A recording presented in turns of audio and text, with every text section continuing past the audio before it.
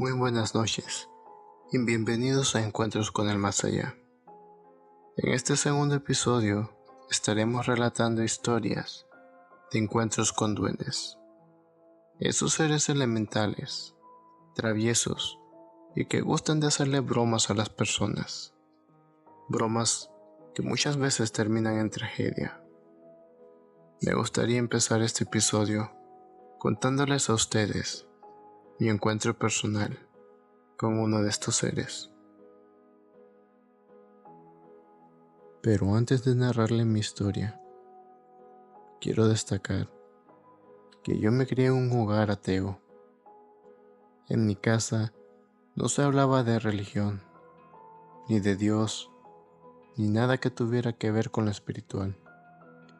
Mis padres se guiaban más por lo científico, y cualquier fenómeno que ocurriese, o era producto de la imaginación, o había alguna explicación lógica o científica.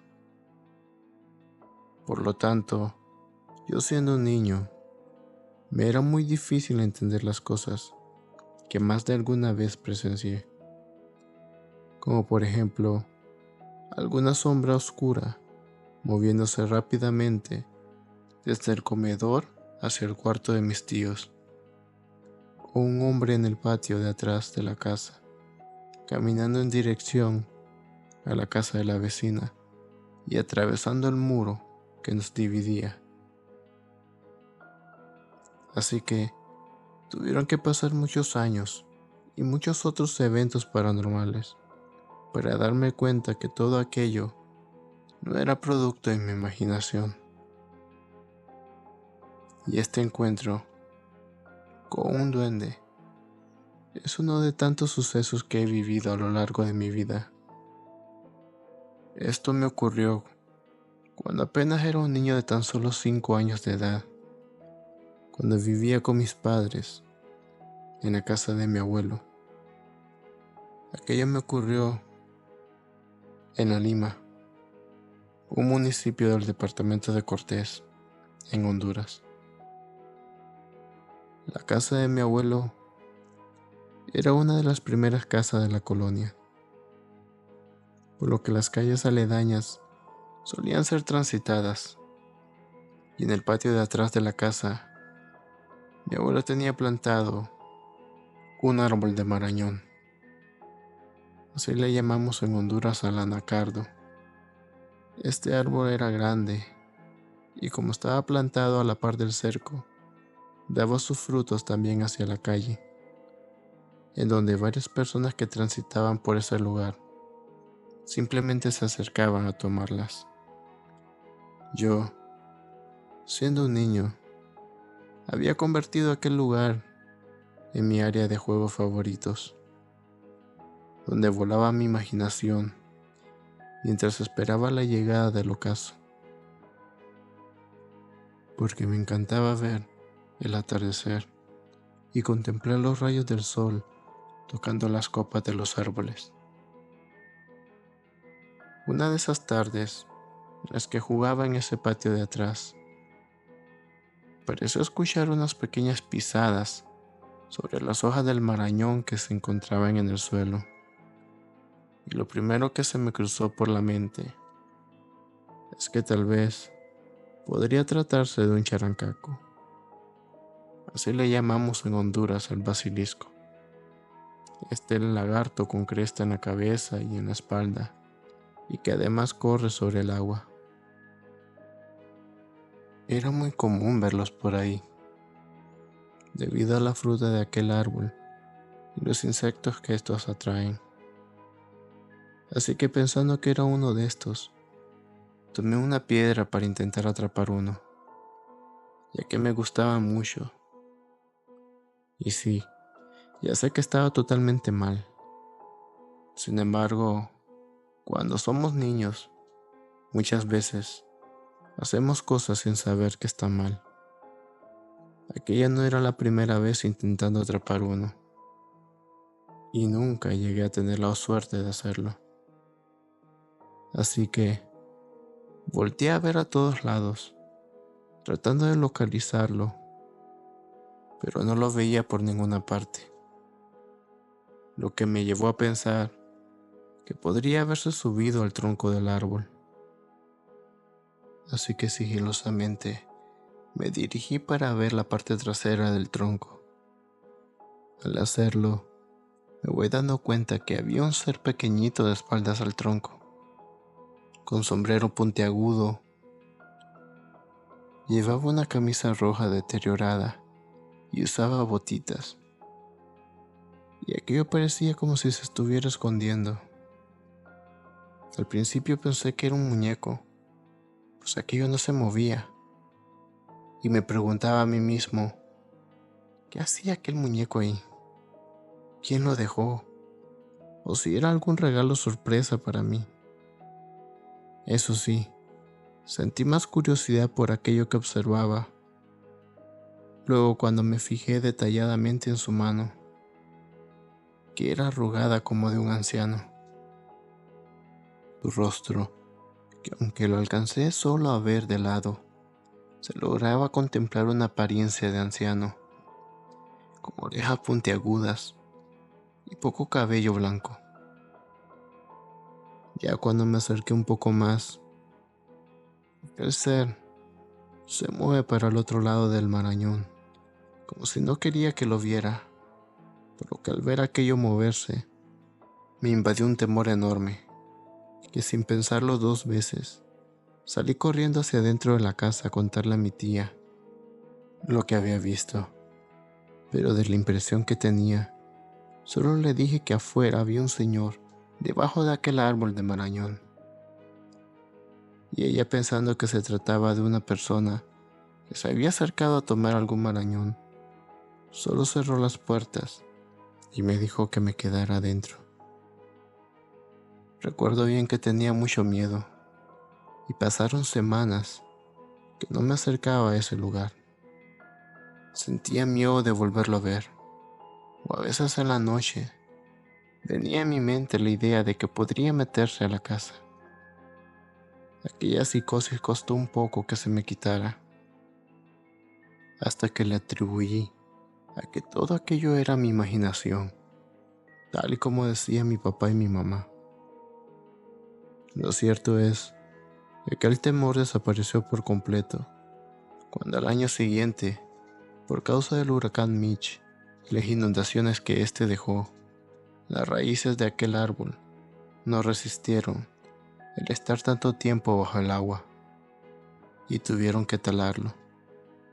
Después, aquel encuentro solo se quedó en mi recuerdo y llegué a entender de que se trataba de un duende hasta que llegó mi etapa de adolescente, que siendo un ateo acérrimo por la educación recibida en el hogar, comencé a investigar los fenómenos paranormales y el mundo espiritual, debido a una experiencia bastante fuerte que me dejó una relación con una bruja. Pero eso es otra historia que tal vez algún día la cuente en este canal. Si bien aquel encuentro que yo tuve con uno de estos seres no pasó a mayores, eso no quiere decir que todos los encuentros con ellos quedan en un simple susto. Yo tal vez corrí con suerte, o simplemente aquel ser solo estaba de paso y no tenía ninguna intención de hacerme daño. Lo que sí es cierto es que no todos los encuentros con ellos terminan del todo bien. Hay quienes logran convivir con ellos, cuando estos suelen ofrendarles cosas a cambio de favores, o intencionalmente los dejan que se queden en casa, pensando que son de buena suerte y que cuidarán del hogar. Pero esto no es algo recomendable, porque su naturaleza compleja los convierte en un arma de doble filo, ya que ellos no entienden el mismo concepto de nosotros, los humanos, sobre el bien y el mal, y se pueden comportar de tal manera que pueden dañar a personas que nos rodean sin que tengan la intención de hacerlo, como el relato que les presento a continuación. Esto ocurrió en una comunidad de Olancho, Honduras, allá por los años 80. Debo recalcar que el nombre de esta comunidad no lo recuerdo debido a su complejidad. Solo sé que se encuentra ubicado cerca de las comunidades indígenas tahuacas, muy cerca del departamento de Gracias a Dios. En esta comunidad que quedaba bastante retirada de la urbanización en aquellos años, ahí las historias sobre los seres que se relatan en las leyendas de nuestro país son algo de lo más común. El cadejo, el sisimite, el silbón, la xorca, etc. Eran numerosos los encuentros con estos seres y, por supuesto, los duendes. En esta comunidad apartada, un campesino, a quien llamaremos Juan, acapara una parcela de tierra para cultivar, sin imaginar que estas tierras ya tenían dueños. Sí, los dueños eran los duendes. Y comienzan a hacerle todo tipo de travesuras, y en ese tiempo, él es el único que los puede ver. Aquellos hombrecitos con botas y sombreros y brazos largos se sentaban sobre la rama de los árboles y lamentaban piedras mientras se reían de él. Juan, conociendo bien que estos son duendes, decide realizar una especie de trato con ellos. Viaja a la comunidad más cercana montando en mula. Aquello le toma alrededor de 4 horas bajar desde la montaña hasta el poblado más cercano. Para su fortuna, logra encontrar todo lo que necesita y con la misma vuelve a subir hasta su comunidad. Él les ofrece un pan recién horneado, le ofrece unos dulces, unos cigarros y una botella de guaro. A cambio él les pide compartir la tierra, que si las tomó no fue por intención de dañarlos o ofenderlos, sino para alimentar a su familia de 6 hijos y próximamente 7. Él les promete que si ellos cuidan a su familia y sus cultivos, él les seguirá dando una vez al mes aquella ofrenda. Los duendes parecen estar de acuerdo y convivir todos juntos, porque las cosas se calman, aunque no las travesuras que de vez en cuando les hacían. Por ejemplo, esto le hacían trenzas a su mujer y a sus niñas, si aquellas andaban el cabello suelto, o les llegaban a esconder cosas, pero más nunca un ataque. Aquellos cultivos prosperaban en gran manera, y Juan podía alimentar a su familia, e incluso vender parte de sus cosechas a otros pueblos, o intercambiar por otros productos con sus vecinos. Una noche Juan se levanta debido a que escuchó sus gallinas bastante inquietas, y pudo observar por su ventana cómo un cerdo negro con ojos rojos intentaba meterse a su plantación, pero los duendes rápidamente comenzaron a lanzarle piedras y a danzar en círculo. Aquel cerdo rápidamente salió corriendo y nunca más se le volvió a ver rondando en sus cultivos. Aquello parecía una comunión bastante provechosa para ambas partes, pero no todo siempre resulta de la mejor manera. Sus hijos menores de 4 y de 7 años aproximadamente son los únicos aparte de él quienes los pueden ver. Incluso el menor de 4 años tiende a jugar con ellos, ya que le parece divertirlo. Juan los puede observar haciéndole muecas al menor, o escondiéndose y saliendo detrás de los árboles, ya que el pequeño parece disfrutar de estos juegos, pues se ríe de sus gracias y corre detrás de ellos. El menor de 7 años no suele jugar muy seguido con esto, pues les guarda cierto temor por aquellos rostros avejentados y sus juegos que a veces suelen ser muy bruscos. Aquella armonía llegaría a su fin de la manera más desgarradora para la familia. fue una tarde en la que el menor de 4 años, jugando con estos seres, se sube a unos tablones que Juan tenía a la par de la hornilla y de la leña amontonada. Ya que los duendes se subían por estos, saltaban encima de la leña y luego bajaban saltando al suelo, y aquellos le hacían las señas al menor que también lo hiciera. El menor de 7 años observa cuando el niño se sube primero a los tablones y ve que los duendes le invitan a seguirlos. Rápidamente corre para detenerlo, pero su hermanito lamentablemente salta sobre la leña, que el cúmulo se viene abajo con el peso del menor. Al escuchar el ruido, Juan y su mujer acuden rápidamente al lugar entre los gritos de sus hijos. Al acercarse, observa que el menor está encima de los leños, pero sin reaccionar, a lo que Juan rápidamente lo levanta de los brazos y al hacerlo se da cuenta que hay una pieza de madera incrustada en sus costillas. Aquella escena fue tan traumática para todos.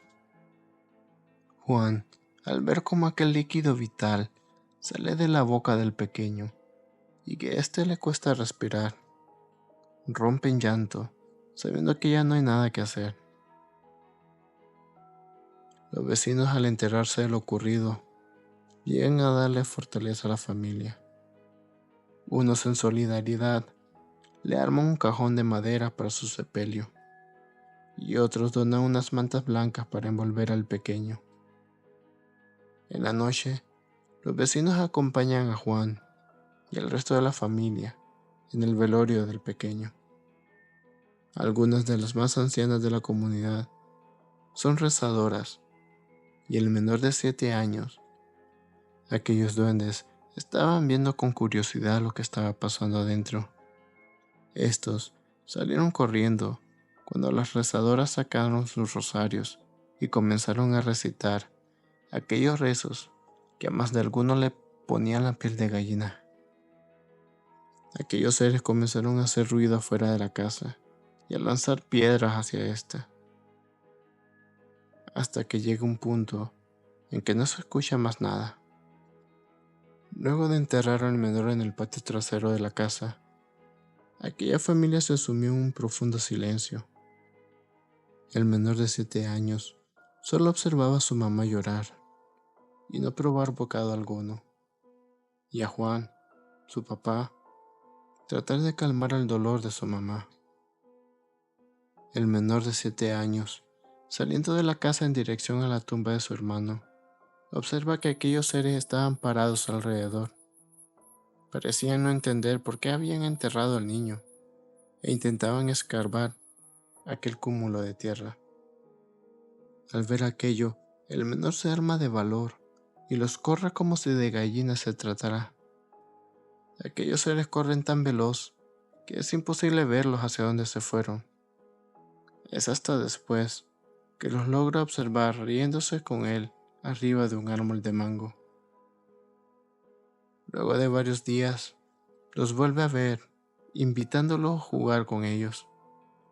A lo que él le dice a Juan, y este enojado los corre, amenazándolos de que no se vuelvan a acercar a la familia. Debido a todo esto, Juan tomó la decisión de buscar un trabajo en una hacienda y abandonar aquel lugar, llevándose consigo a su familia y tratando de superar la pérdida de su hijo menor. Esta historia me la contó aquel niño de 7 años, ya convertido en adulto, hace ya varios años atrás. Lastimosamente, perdí contacto con él, y donde quiera que se encuentre, le mando un fuerte abrazo y un cálido saludo. Sabemos por los relatos y por las experiencias que estos duendes de ambas historias ya contadas son diferentes a otros. Y es que sí, existen diferentes tipos de duendes. Incluso hay diferencias entre sus apariencias como tamaño. Hay unos que son más pequeños que otros, Unos visten diferentes a otros. En las intenciones que estos tienen con las personas, también hay diferencias.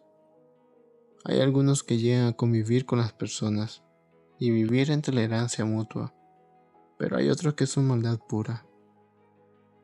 También están esos duendes enamoradizos, que les atrae a alguna mujer en especial y se vuelven molestos y demasiado celosos, que no permiten que ningún hombre se le acerque, por ningún motivo, pues empiezan a lanzar cosas o hacer ruidos para mostrar su enojo. Sin embargo, estos duendes no pasan más allá de ser molestos y de llevar regalitos a su enamorada y ponerse celosos de vez en cuando. Pero hay unos que no les basta con esto, sino que además intentan llevarse a aquellas de quienes se enamoran, que por lo general son aquellas jovencitas que están en su pubertad. Esto nos lleva al siguiente relato, que ocurrió en el año 2009, cuando aún vivía en Honduras. Yo ya me encontraba investigando el tema paranormal, debido a que ya empezaba a vivir el fenómeno en carne propia, teniendo que hacer a un lado mi ateísmo y obligado a despojarme de todo lo que yo creía que conocía como real. Mi vecina, una señora que se ha ganado el amor y el cariño de nuestra familia y a quien le debo mucho por sus oraciones, fue en quien conoció de primera mano aquel suceso. Una de sus hermanas de la iglesia en la que se congrega llega pidiendo ayuda por un familiar que está sufriendo los acosos de un duende. Lo sorprendente del caso es que le logran tomar una foto a aquel duende. Mi vecina queda sorprendida al ver a aquel ser pequeño, a quien describe como un ser con un rostro muy feo. Usa unas botas y en su cabeza no se logra distinguir si es sombrero o alguna hoja, pero se logra ver algo color verde sobre su cabeza.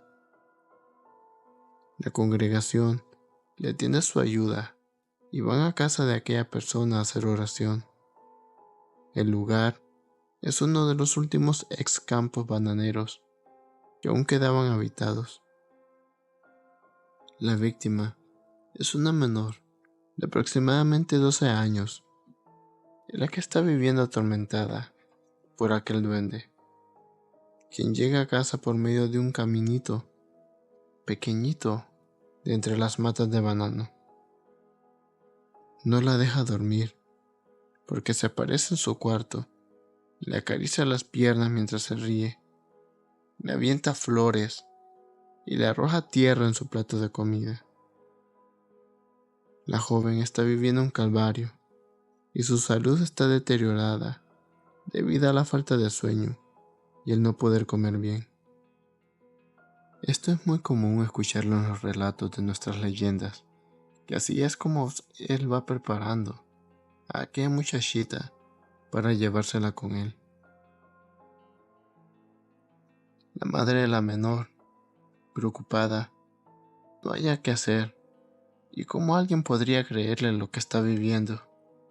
Por suerte, pudo tomarle una foto para evidenciar todo aquello por lo que estaba pasando.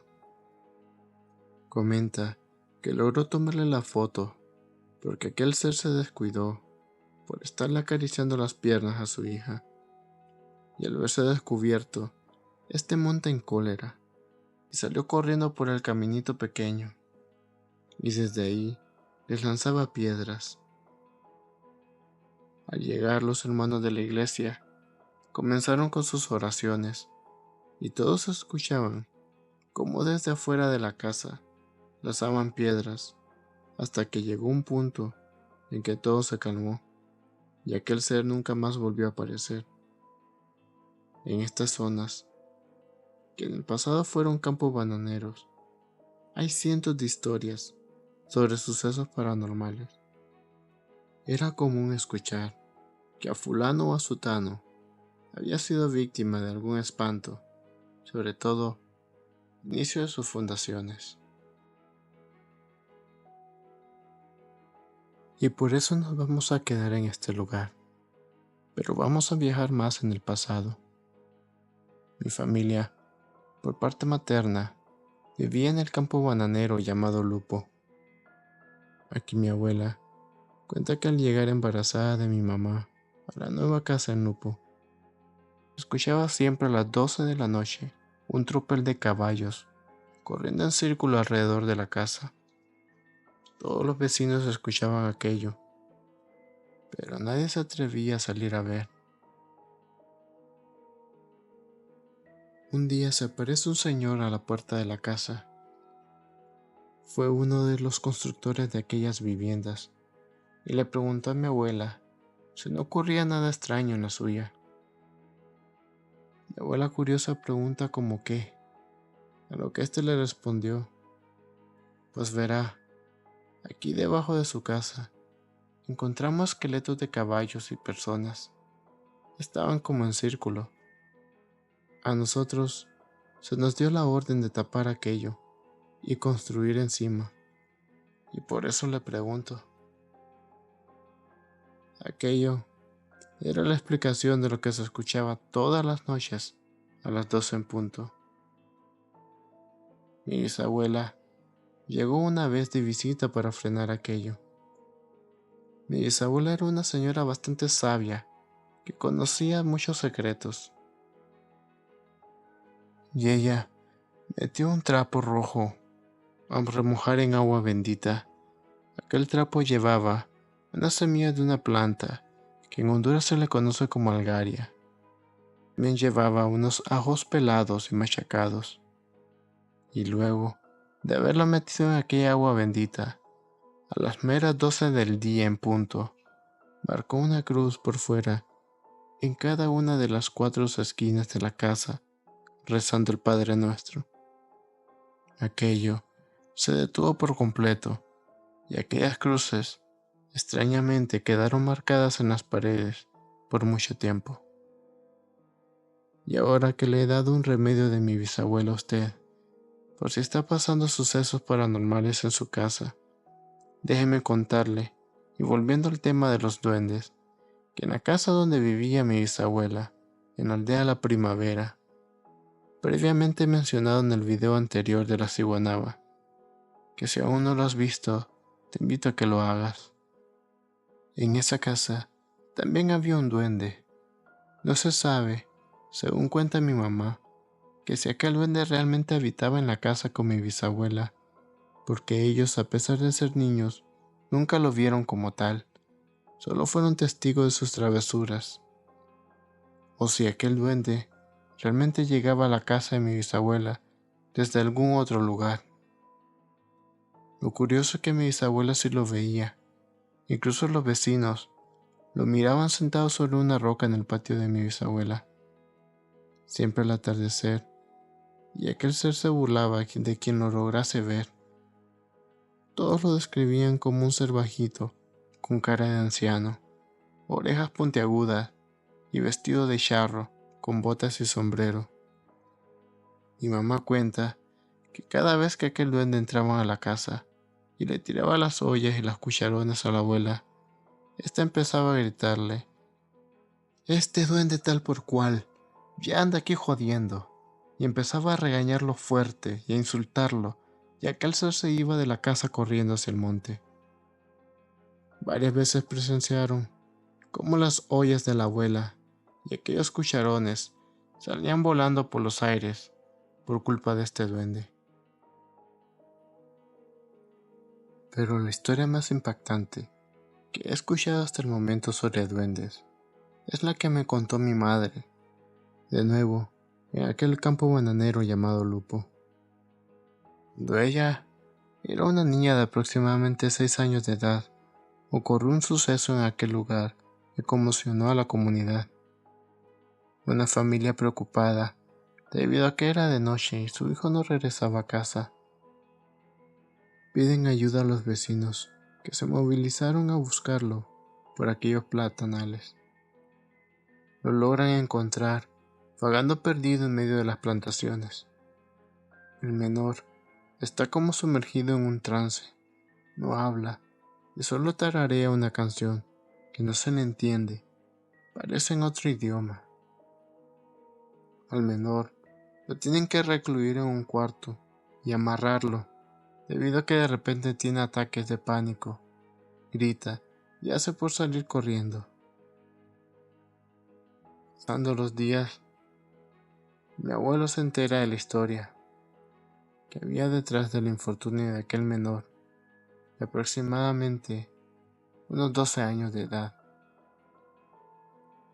Estando en la hora de almuerzo, un compañero de mi abuelo le pregunta al papá de aquel menor, que se encontraba con ellos, qué era lo que realmente le había pasado.